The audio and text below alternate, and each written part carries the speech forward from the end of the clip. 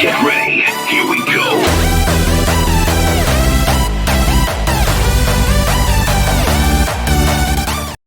What is going on, guys? It is Arkham, and today I have a different type of video for you. And in this one, I want to talk about why I chose Iron Menace as my 100th coaster, and why Dorney Park to fill that void. And I think that definitely sparks a lot of conversation because I could have gone with Steel Force, I could have gone with Talon, I could have gone with Hydra, despite how wacky it is. But ultimately, I chose Iron Menace. Why? Why did I go with Iron Menace? And there's quite a bit of different factors that I want to elaborate on why I think Iron Menace was a suitable 100th coaster.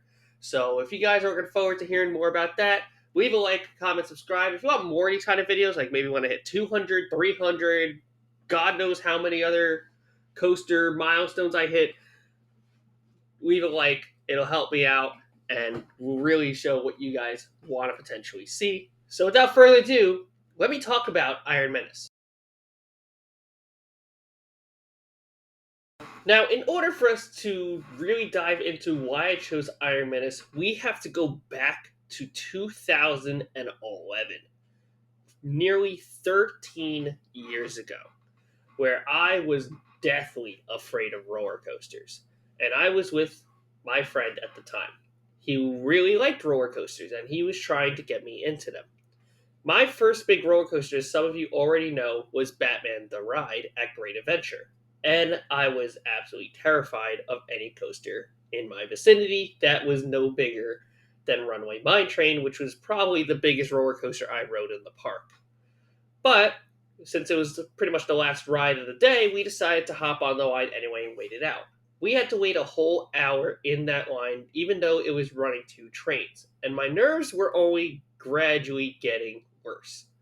We got up to the station, and I told him I wanted to sit in the front. I wanted to see what was coming, even though he wanted to sit towards the middle and get on a little bit quicker. But thankfully, he was very much a great friend, and he decided that he would wait it with me. As we got towards the car and they pulled down the handlebar, I tried to staple myself because honestly, I was afraid of falling out, let's be real. And then suddenly the floor dropped and we dispatched, and I knew from there was no turning back. It was at that moment that I really had an appreciation for roller coasters. Even though I was still scared to get on other roller coasters at that point in the park, I knew I was used to Batman and I would be able to get used to the other rides easier. Rides like Bizarro became really easy to ride.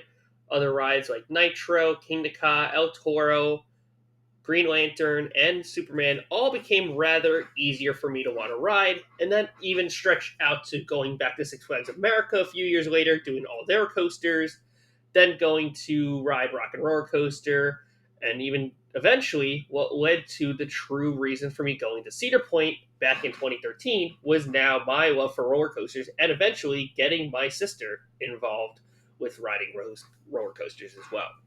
B&M roller coasters, such as Batman the Ride, were really easy for me to want to do, and started a new chapter in my roller coaster journey back over 10 years ago.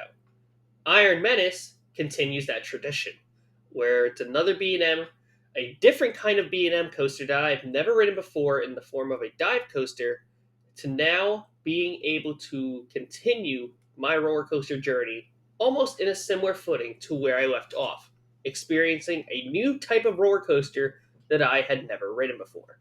Steel Force could have been a very good option for the 100. However, I had done a hyper coaster before, and I wanted to change it up. The dive coaster is a type of roller coaster I have never done before, so I figured it would be a much suitable option.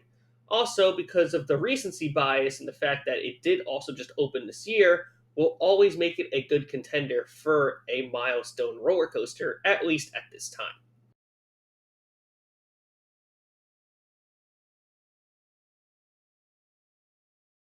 Overall, Iron Menace became my 100th roller coaster because B&M roller coasters in general were where I really started my appreciation for roller coasters. And perhaps it's also in due fact that Great Adventure has the most B&M roller coasters in the park at the current moment, But Iron Menace just adds another dimension to that list. And I cannot wait to continue to see what other roller coasters are out there in the United States and maybe even the world in the next couple of years that I get to explore from not just B&M, but also other manufacturers. Batman the Ride will forever have a place in my heart, knowing that it was the first true roller coaster that I've ever ridden. I never started tracking the roller coasters that I got into until about last year. And now I get the opportunity to finally go out and explore roller coasters now that I've hit 100 plus roller coasters, and I'm eager to hear about even more that are coming very soon.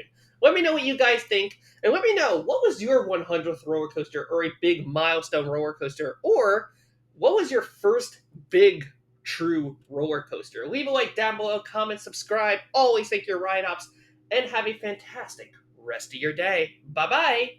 Here we go.